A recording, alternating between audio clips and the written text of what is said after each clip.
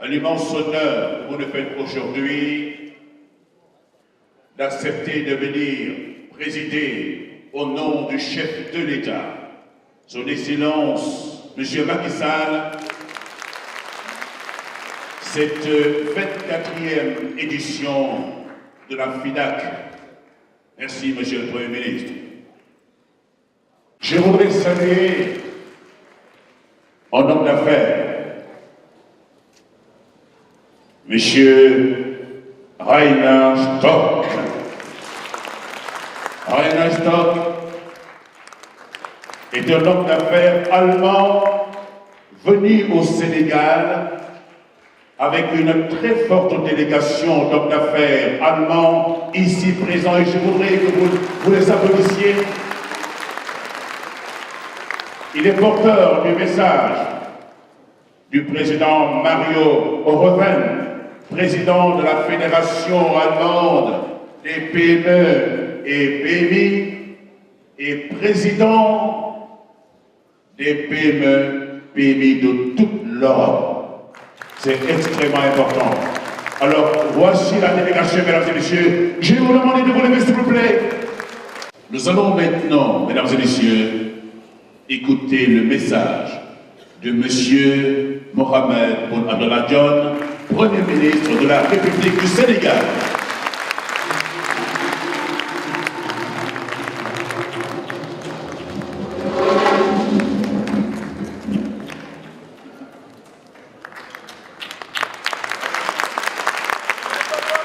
J'ai le grand plaisir de présider ce matin, au nom de son Excellence, Monsieur le Président Macky Sall, Président de la République du Sénégal, la cérémonie officielle d'ouverture de la 24e édition de la Foire internationale de Dakar et qui a comme pays invité d'honneur la République sœur du Cameroun, que je vous demande d'applaudir. Aussi voudrais-je, au nom du chef de l'État, au nom du gouvernement et du peuple sénégalais, souhaiter une cordiale et fraternelle bienvenue ici à Dakar, au Sénégal, terre africaine de la Teranga, à toutes les délégations venues d'horizons divers, en particulier à la délégation camerounaise.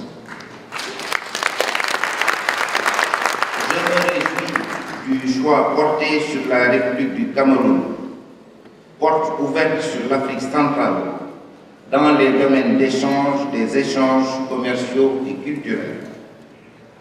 Le choix est amplement justifié par les liens fraternels et d'amitié féconde qui ont toujours existé entre nos deux peuples, et aussi amplement justifié par les relations exceptionnelles qu'entretiennent son Excellence M. Paul Biya et son Excellence M. le Président Macky Sall. C'est la ouverte, la 24e édition de la FIDAK, et je vous remercie pour votre bienveillance.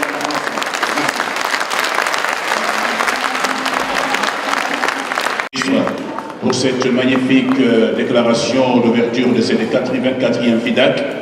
Nous allons maintenant, mesdames et messieurs, procéder avec le Premier ministre et les autorités ici présentes, Monsieur le ministre délégué, et l'ensemble des invités qui nous viennent du monde, aller procéder aux visites des différents instants. C'est Nancy.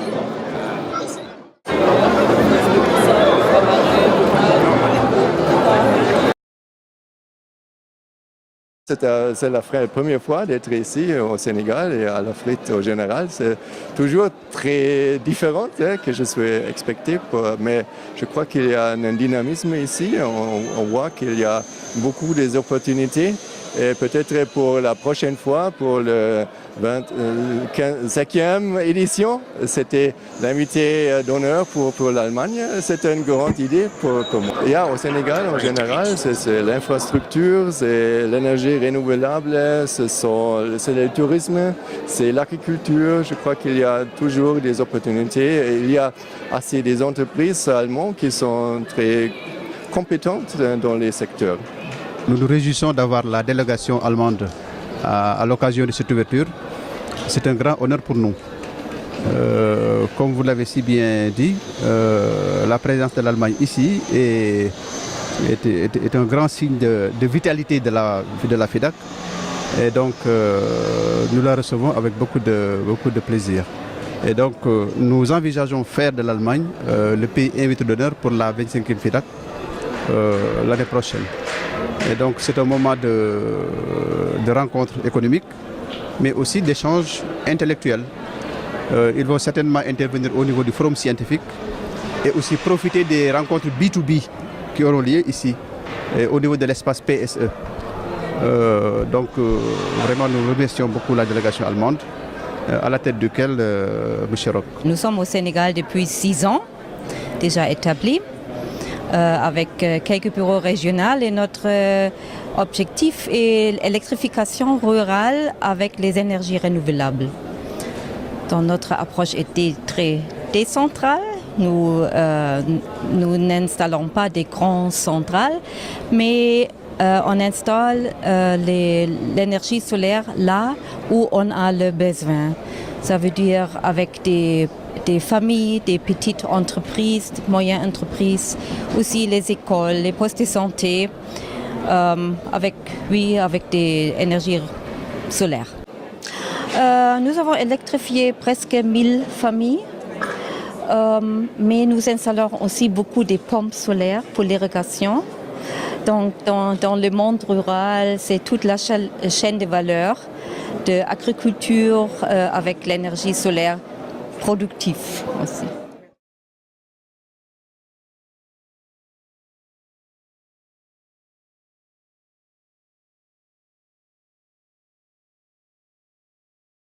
Très bien, enchanté. Aïda Wad, enchanté. Voilà. Bonjour. Adam Wad, enchanté. Bonjour. Vous allez bien? Ça va bien, enchanté. Alors, voilà.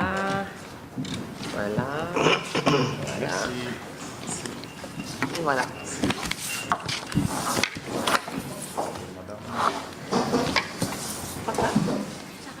Très bien. Voilà, donc je suis à la tête d'une délégation d'hommes d'affaires d'entreprises allemandes. C'est le privé allemand qui est là aujourd'hui. Nous avons M. Rainer Tock, qui représentait donc la BVMV, qui est en fait on pourrait dire l'association des entrepreneurs des PME, PMI, allemandes et européennes. C'est lui qui est le directeur général, M. Hoven. Il a envoyé M. Rainer Tock justement pour préparer la rencontre entre les partenaires sénégalais et allemands. Okay. Il était convenu que pour faire bouger les choses, on va d'abord inviter le Sénégal en Allemagne. D'un côté, ensuite les Allemands vont venir au Sénégal. Bon, on a sauté sur l'opportunité, c'était qui va commencer le premier. On a eu cette opportunité avec la CICES. Cheikh Ndiaye a étudié en Allemagne, donc le DG de la CICES, il parle très bien l'allemand aussi. Et nous a vraiment facilité beaucoup de choses. Bon, à cette occasion, nous comptons faire venir les investisseurs.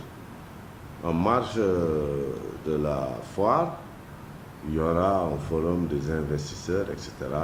C'est pour quand? L'année prochaine. Décembre de l'année prochaine. Oui. Groupe Engineering travaille depuis plus de 50 ans en Afrique. On travaille en fait dans tous les domaines des infrastructures, que ce soit dans le domaine des transports, donc tout ce qui est port, chemin de fer, aéroport, route, dans le domaine de l'eau, eau potable et eau usée, et ainsi que dans le domaine de l'énergie, tout ce qui est barrage hydroélectrique, lignes haute tension, ainsi que dans le photovoltaïque. Mais le Sénégal, jusqu'à maintenant, n'avait pas eu en fait l'opportunité, l'occasion de travailler. On a travaillé là où on a eu besoin de nous, où le client nous a montré un intérêt. Donc moi, je me suis un peu déplacé donc, dans la région. Et donc, il y a 2 ans, j'avais commencé donc, à voir les opportunités qu'il y avait au Sénégal. Et j'étais même à la journée économique du Sénégal lorsque le président est venu à Berlin. Ok. Et nous, on va s'installer, donc, je suis cette semaine pour essayer de régler certains trucs administratifs pour la cellule qu'on va ouvrir ici. Et le premier projet, en fait, qui nous permet de nous installer, c'est qu'on va être l'assistance technique de l'ONBG. Okay. Donc, c'est nous qui allons accompagner pendant 56 mois pour l'UGP, donc l'unité de gestion du projet. On va gérer donc une trentaine de personnes. Et dans quel cadre, dans quel projet? Pour le barrage de Sambangoulou, ainsi que pour donc de 128 MW. On doit aussi s'occuper du barrage de Caleta, parce que c'est pour l'énergie qui doit rentrer dans le réseau des 4 pays, et la ligne de haute tension de 1677 km qui doit traverser les 4 pays, donc Sénégal, Guinée-Conakry, Guinée-Bissau et Gambie.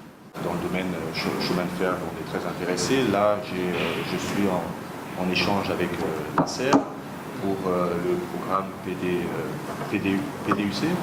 Donc PUDC, merci. Là, on est en train de proposer un financement de 200 millions d'euros en provenance de la Commerzbank, une banque allemande. On essaie de proposer un financement semi-concessionnel pour l'électrification rurale de 300 villages. Donc c'est là-dessus qu'on est en train de travailler.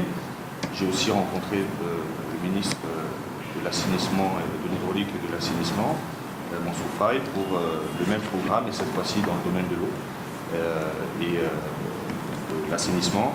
Et on attend en fait les dernières fiches techniques pour pouvoir évaluer les besoins et faire une proposition technique et financière pour cela. On va lancer un appel d'offres pour recruter un shadow opérateur. Mais ça, on l'avait dit à Deutsche Bank. Okay. On leur avait dit, vu leur assistante, on sait qu'ils ne viendront pas gérer en Afrique, mais par contre, ce serait bien, peut-être dans le cadre du shadow opérateur, d'avoir leur expertise. Voilà. Moi, je me suis échangé avec le responsable Afrique. Il m'a clairement dit, je ne comprends pas leur méthode, il m'a clairement dit qu'ils ont très peu de pays dans lesquels ils peuvent travailler, ils ont des compliance, mais qu'ils étaient prêts à travailler sous notre tutelle. C'est-à-dire que si on avait des projets où il y aurait un besoin d'expertise que nous n'aurions pas dans notre entité, on pourrait se servir du pool de la Deutsche Bahn pour pouvoir ensemble vous proposer ces expertises. Donc c'est dans ce cadre-là qu'on pense qu'on pourrait faire quelque chose d'intéressant dans l'entrée. Le Sénégal a déjà trouvé quelqu'un, c'est la Chine qui doit réaliser le réseau de chemin de fer. On est en plein processus d'appel d'offres. Parce que si les Allemands s'étaient manifestés, c'est-à-dire qu'il n'y a pas eu de feedback. Voslo. Mais ça, c'était pour les équipements scientifiques. Non, c'était moins sur le TER que c'était sur le tram. Non, le tram, ce sont les Tchèques. J'étais à Prague pour les Tchèques. Donc, je parle du réseau ferroviaire. Voslo. Au Dakar-Bamako, alors? Il y avait tous ces projets qui sont dans le PSE. Oui, donc c'était Dakar-Bamako. Donc, ils voudraient... Oui. Et tout le réseau jusqu'en Ziguinchor, etc. C'est ça. Mais eux, ils veulent pas ils sont en mesure de financer, mais ils ne rendent pas en appel d'offres ou toutes ces histoires-là. Non, soit eux, ils viennent avec leur argent, et puis BOT, ou bien, mais ils n'ont pas le temps de rentrer dans des histoires d'appel d'offres et tout. Donc, c'est Voslo, le groupe Voslo. Je pense qu'ils peuvent discuter avec les gens de l'ANCF. Si aujourd'hui ils sont toujours intéressés, ils peuvent aller voir les gens de l'ANCF et le secrétaire d'État ferroviaire. Oui, ils avaient saisi le ministre. C'est moi qui ai suivi ce dossier. Le ministre de transport ferroviaire. Donc, ils ont fait le nécessaire. Il y avait 2 groupes allemands, un pour l'aéronautique, l'autre pour les chemins de fer. L'un a répondu, l'autre, c'est jusqu'à présent. On est là depuis janvier 2013. On a nos locaux à la Padoie. On est une petite entreprise de 5 personnes. Il y a des développeurs. Puisque nous sommes dans l'informatique, tout ce qui est sécurité de données, serveur. Mais en même temps, on travaille sur des projets de la santé, de l'éducation, des linguistes. Donc mon directeur allemand, il a fait pas mal de choses ici au Sénégal.